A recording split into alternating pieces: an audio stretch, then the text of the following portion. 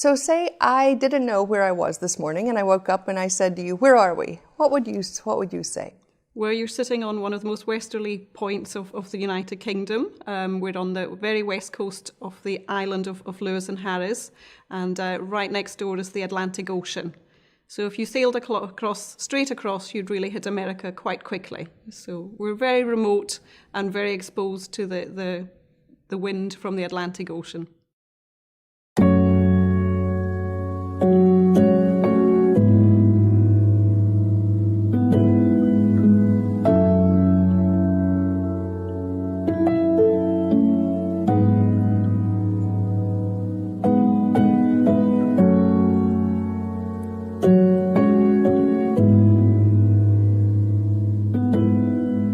Tweed for people of these islands is greatly more than another industry or a job or a cloth. It's part of my heritage and my culture, and it's arguably in the veins of people who live in these islands, and this organisation has a huge responsibility to hold that and keep it safe for future generations in the way it was there for me to come and work in. The Harris Tweed industry was created on the passing of the 1993 Act of Parliament, which superseded before that the Harris Tweed Association.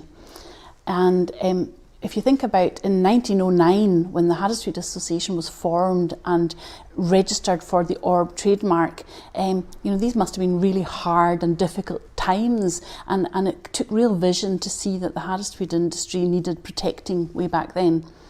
Fast forward to 1993, when the need to formalise the trademark into something which had more teeth, as it were, to protect what this island has built up and holds so dear.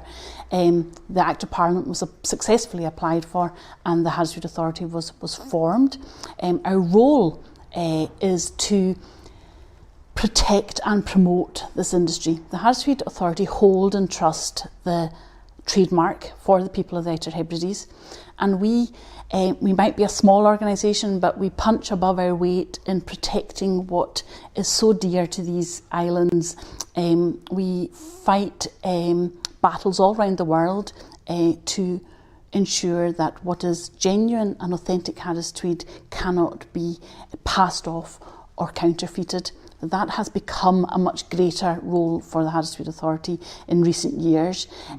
We also have a role to tell the generic story of this beautiful industry in this faraway place.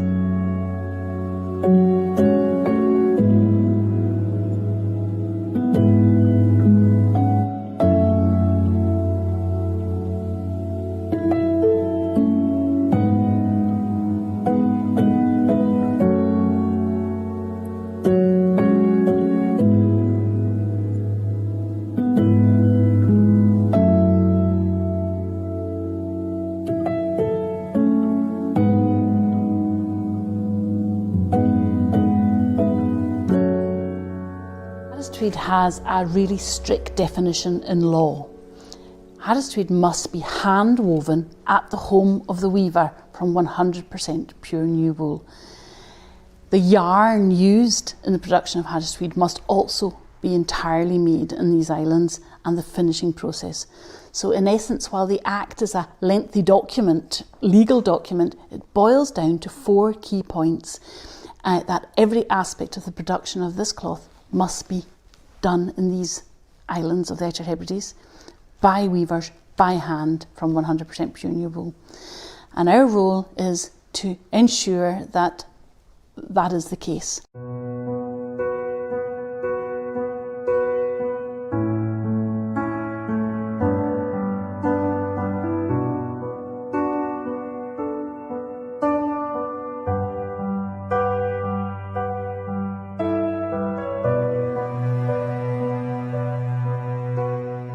As you know, in a world where a lot of companies are more or less inventing an heritage, or if they do have an heritage, if you just scratch behind the first layer of what they say, very frequently you just stumble on something which is more industrial than artisanal.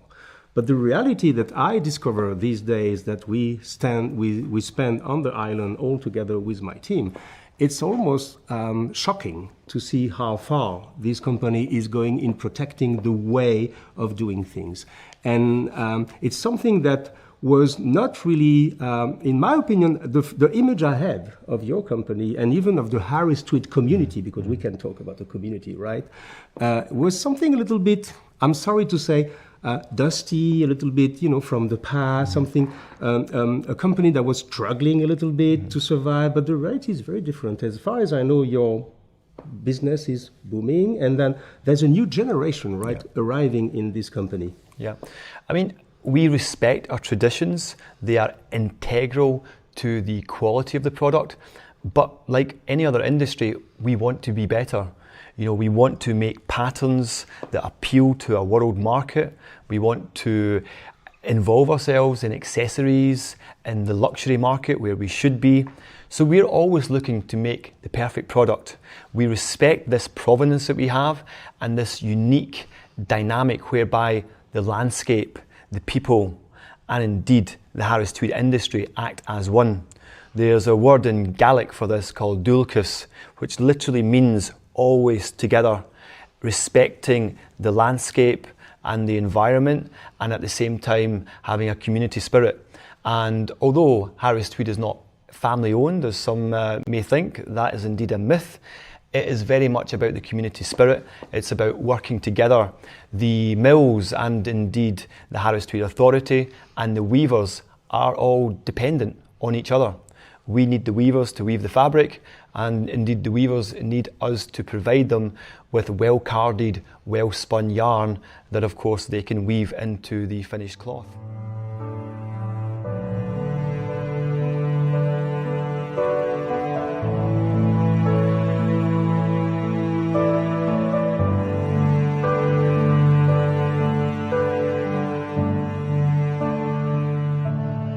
I have another question. Maybe we can focus on another myth or maybe on another reality about Harris Tweed.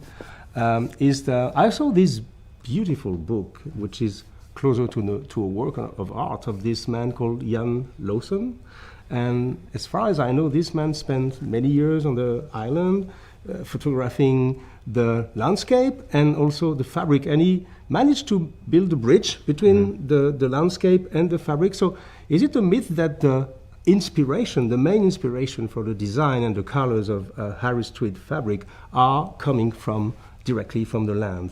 It's absolutely true. And I think the more time you spend in the islands, you appreciate that. The first thing that the Chief Executive, Ian Angus Mackenzie, said to me when I met him 10 years ago was, just be careful, Harris Tweed's a bit addictive. And he's absolutely right. It's the colours inspired by the landscapes, it's the changing seasons, from the earthy browns and greens of the autumn all the way through to the maca colours when the summer flowers begin to bloom in June. If you look at the colour palette, a unique original colour palette of Harris Tweed, it represents these different colours. Everything is really inspired by the landscape. Truly speaking, from the land comes the cloth. I really thought before visiting you that the Scottish people were strange. But now I can confirm that you are really different people, and then you really believe in what you do, because every single person we met have the kind of the same engagement inside this brand. I think perhaps in the past we were guilty of not singing quite so loud as we could have done about the complexity of the process, about the beauty of the process, and indeed trying to explain that the weaving is just part of Harris Tweed, because even once the weaving is finished at the home of the weaver, it will be transferred back to the mill where finishing takes place. And this is where the balance of tradition and modernity kicks in. We still finish in a very, very traditional manner, but we're always looking to tweak that. Tweak it to make the fabric better, but also to respect the traditions and indeed to give a variety. So we do 3 finishes, 3 weights, but of course now with the accessories, we can send it to various other mills where a coating can be applied. So we're very open to that. Harris Tweed is Harris Tweed after it's stamped. But of course, if you are a streetwear brand and you want to print onto it. If you're an accessories brand and you want to paint onto it, then that's absolutely fine by us.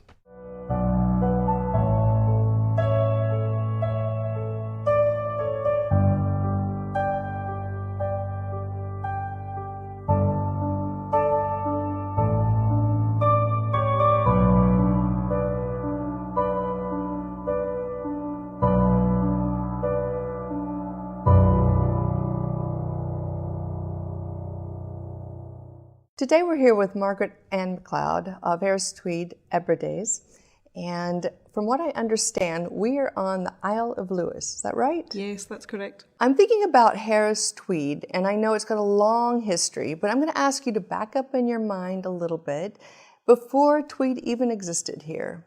And can you just describe what that was like? Well, it was a very harsh existence for the people that were living on the island. They were very self-sufficient, and they were staying in croft homes, the homes on the small pieces of land where they were surviving. They were staying on those homes and looking after their animals and fishing. Fishing is very big. Obviously, we're surrounded by the sea, and we have lots of lovely fish and shellfish on the island. But they were self-sufficient on the island and very exposed to the elements. So it was a harsh existence for the people that lived here over 100 years ago. I understand there's a very touching story that happened in 1919, and there's a commemoration that's coming up. Will you speak to that for us today? Yes, well, on January 1st, 1919, the ship, the Isle Air, was coming back to Stornoway with lots of seamen and other army personnel that had been in the war and the merchant navy as well, and had been fighting for their country. And unfortunately, as it came back into the Sandwich Bay and Stornoway, back into the town, the port of Stornoway, the ship hit the rocks and really very quickly went underwater. So it was a massive disaster for the island. Almost 180 local people did lose their lives, and it really impacted the whole of Lewis and Harris at that time. There were some survivors, is that Yes, right? yes. And I don't know the number. There were some survivors, 30 or 40 survivors, 40. that managed to get a rope to shore and then managed to escape from that tragedy. But it's a tragedy that's been kept very private. Families didn't generally speak about it, and these things were kept very private. But 100 years on, we feel it's a good time to recognise what happened on that night and to commemorate the people that did lose their lives. And for the survivors, it was a very traumatic experience.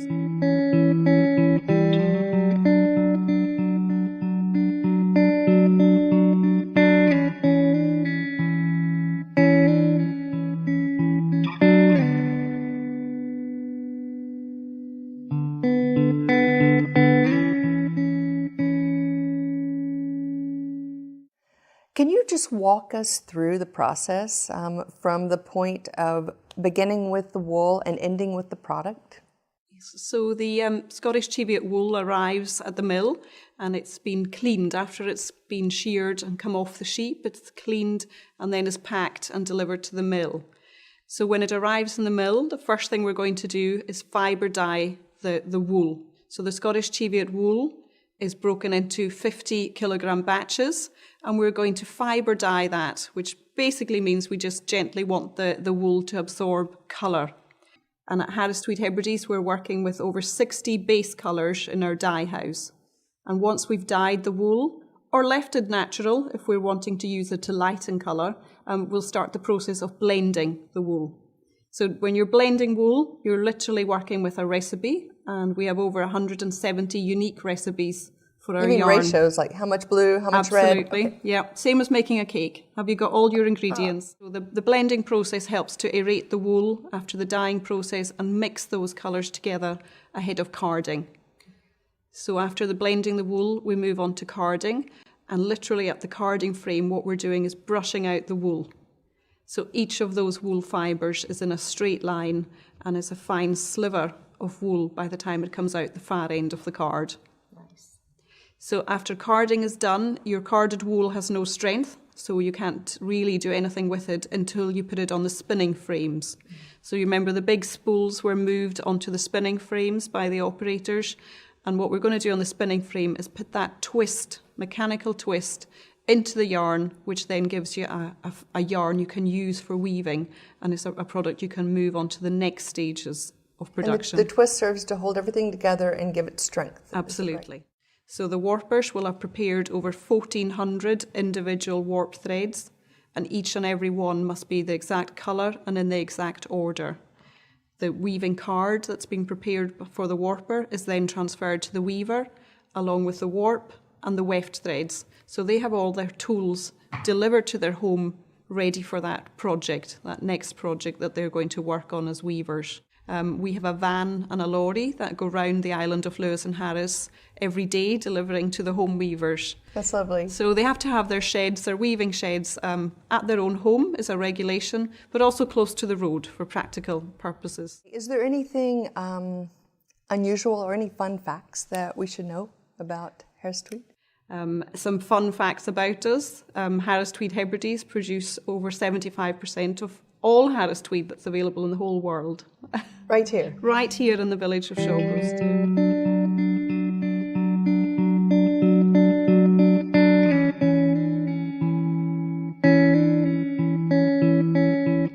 So, Brian Wilson, my first question is, I've been thinking a lot about this. It's been 2 days. We've been 2 days in these islands, and we've been seeing some things that can be qualified as anachronism, to say the least. The way the wool is produced, the way the weavers are weaving at home, the way.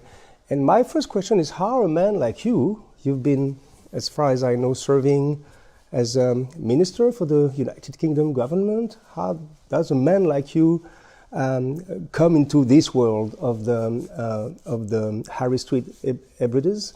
Or to put it shortly, what is your connection with this environment and this community? Well, I came into this world long before I went into the world of politics, and in many ways the values and the character of this community informed my political outlook. And probably my motivation in getting into politics was to actually try to implement some of the changes, some of the economic measures that were needed in order to give places like this a chance to survive and flourish. Mm-hmm. So there's a kind of interconnection. I'm a journalist by trade. As a politician, I'm now involved in Harris Tweed, but there is a thread runs through them. But at the start of that thread is this place, places like it in the Hebrides of Scotland, and the values, the distinctive features, which I actually think have quite a lot to teach the world. Of course. And do you have personal connection with the community? Is you part of your family, part of this island? Well, my particular connection with this island is it's where my wife comes from. Oh, okay. And where we now live. I mean, this was a really poor place. This was a very, very poor community, which subsisted on very small scale agriculture and a bit of fishing. But what kept people going was Harris Tweed, cool. And in the village where I live and my wife comes from, and you've seen, that there were probably 12 weavers. There would be about 15 houses, but 12 of these would have weavers at their looms. Right. So when you multiply that throughout the island, that every village, almost every household was involved in the Harris Tweed industry one way or the other. Mm-hmm. And that was undoubtedly what kept the place going through the hard times. Mm-hmm. You come to the 1980s, and huge amounts of money have been taken out of the island because it was a very profitable industry, and fortunes were made on the back of it. You come to the 1960s, 70s, it's beginning to go into a bit of a decline. The warning signs are there. Because of some competition of lower quality products and cheaper, I suppose? Well, I think 2 or 3 things. One was undoubtedly the move away from natural fabrics towards synthetics. Mm-hmm. but also that there were a number of mills at that time, and they, which I think is probably quite common in this industry, that they were more interested in fighting each other than they were in seeing the world changing around them. And between these two factors, the North American market was virtually wiped out within a very short space of time. And that was the beginning of a decline in the Harris Tweed industry. But I think you need to understand how important it has been in order to recognise how significant it still is. Harris Tweed only survives as an industry here because of the regulation that surrounds it. Yes. It survives because of the definition, which the fabric must be made from pure virgin wool, hand-woven at the home of the weaver in the Outer Hebrides of Scotland. And if any one of these criteria was lost, then the industry would be lost. Because if it could be made somewhere else, and if it could be made differently and called Harris Tweed, then it would be made somewhere else. Fortunately, it can't be. Therefore, it is our industry as a community. But integral to it is that definition and these, call them restrictions, or I would call them assets. That's interesting. It's fascinating, even almost, because sometimes we look upon this kind of strict laws and strict regulation more as an obstacle, to creativity. And what I discovered this last 2 days, it's not only it's not an obstacle, but it helps preserving not only from an economic standpoint, but also from a quality standpoint. That is to say, and I understand that this connection between the weavers and the mills and all the gestures, it's a very complex process. I mean, I was very surprised. I know wool, we've been traveling a lot, visiting many mills and seen the process. We've been visiting people working with cashmere, with Vigunia. So we know this kind of people using thistles, flowers, still to comb the wool. But I've never witnessed something that far in terms of artisanship. And I'm very impressed about the fact that it has an impact on the quality of the product. It has an impact. Of course, you can add also that these people put a little bit of their soul inside that, and their history and their family history.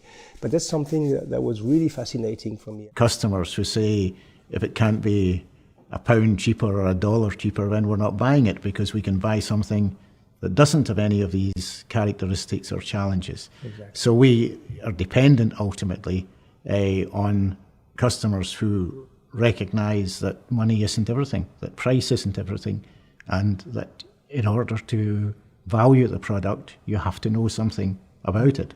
And in some ways, the biggest tribute to Harris Tweed is, that many clients, they buy it because or partly because you can attach the label, the orb label to it. But some of our highest end customers don't use the label. They don't say this is Harris Tweed. They buy it purely for the quality. And that is a tribute to not only to everyone else who uses it, but also it's a kind of, it underwrites what everyone who buys Harris Tweed is actually buying. That's very interesting, because this is also something we really deep dive in for years with my team, is this need of education. Because what is mesmerizing almost is that, okay, in the market, as you said, when you're in front of a buyer who buys, let's say, hundreds of meters, if not thousands of meters, yes, he's going to negotiate. And maybe for him, there's no real distinctive feature between a Harris Tweed and a Tweed from God who knows where from. But what is interesting is that today we understand, we see this, is that the final consumer are more and more educated. I mean, we participate to this movement since a decade already, and we've been, let's say, educating or passing on some know-how, some heritage, some, and then there's a new generation of gentlemen, specifically in menswear, because that's our trade, but also, I hope, as a gentlewoman also, who are more interested, and they buy the history when it's true. They really love to, it's almost metaphysical, it's almost transcendental. This is, you buy something that is a little bit larger than life, that is a little bit that will, and in case of a Harris Tweed, that maybe survive you. We don't do planned obsolescence. Exactly. And so this is why I believe strongly in the future of this kind of company if some people like us do the job and the education, and if you tell the story loud enough in this cacophonic world where everybody wants to have a share of voice. That was a beautiful visit for us here, Mr. Wilson, and we are really thankful that you welcomed us in this beautiful island. Glad you came.